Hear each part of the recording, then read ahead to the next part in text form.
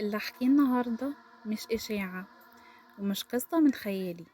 دي حكاية حقيقية حصلت جوه مستشفى العباسية، المكان اللي بيشير أسرار ناس كتير وبيخبي حكايات عمرها ما خرجت للنور. بس في ملف واحد محدش قادر يقفله، ملف 137. في سنة 2004 اتنقل دكتور هيثم عمران، كان عنده 32 سنة، بيشتغل طبيب نفسي في مستشفى العباسية. هيثم كان متحمس جدا وبيقول لنفسه اهو ده الحلم اللي استنيته، اساعد الناس واتعلم اكتر. اول ليلة كان هادي جدا لحد ما دخل جوه مكتب الارشيف. المكان ريحته قديمة، اوراق صفرة وهدوء يخوف.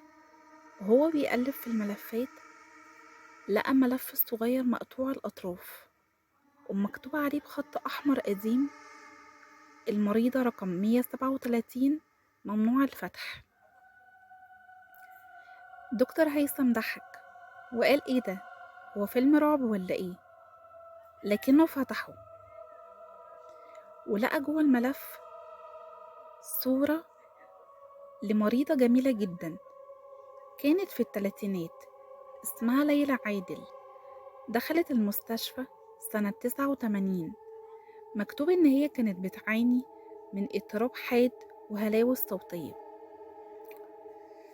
لكن آخر تقرير مكتوب بخط مختلف بيقول إن المريضة حاولت الهروب وتم السيطرة عليها بعد الحادث، وتم نقلها لغرفة العزل. الغريب إن تاريخ التقرير بعد وفاتها بيومين. هيثم راح يسأل الممرضة القديمة عليها: هو في مريضة اسمها ليلى عادل كانت هنا قبل كده؟ ردت عليه: ابعد عن الاسم ده يا دكتور، الملف ده ملعون واللي بيفتحه ما بيكملش أسبوع.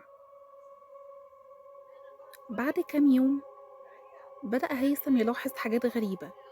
الملف اللي سابه على المكتب بيتنقل من مكانه، الصفحات بتتغير، صورة ليلى كانت مبتسمة وبص عليه بشكل مباشر. في إحدى الليالي وهو بيعمل نبطشية بالليل سمع صوت ست بتغني، وكمان سمع همس وراها. لما بص ما كانش فيه حد، لكن شاف على باب العنبر رقم 3 وكان مكتوب بالدم: أنا لسه هنا. هيثم قرر يدخل غرفة العزل القديمة اللي محدش بيقرب منها. الممر كان مظلم، ريحة رطوبة وعفن.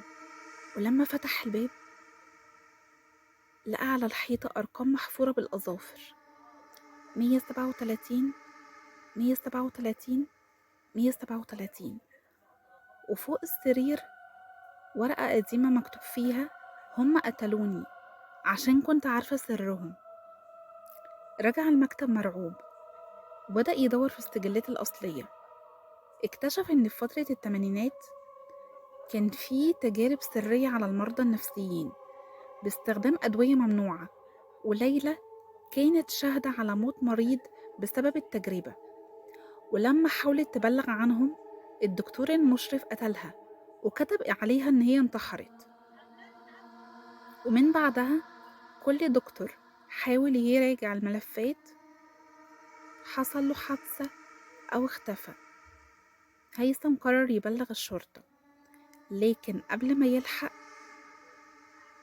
الممرضين سمعوا صرخة قوية من غرفة العنبر رقم 3. دخلوا لقوا الكرسي بيتحرك لوحده والملف محطوط على السرير، مفتوح على صفحة جديدة ومكتوب فيها: المريض رقم 138 دكتور هيثم عمران. وفي سنة 22 ممرضة جديدة اسمها سارة دخلت المستشفى، وأول يوم ليها وهي بتنظف المكتب وقعت عليها من فوق الدولاب ورقة صفرا مكتوب فيها: الملف 137 تمت إعادة الفتح. محدش عارف ايه اللي حصل فعلا، ولا إذا كانت ليلى فعلا ماتت بس المؤكد إن مستشفى العباسية لسه شايلة جريمة محدش اتحاسب عليها.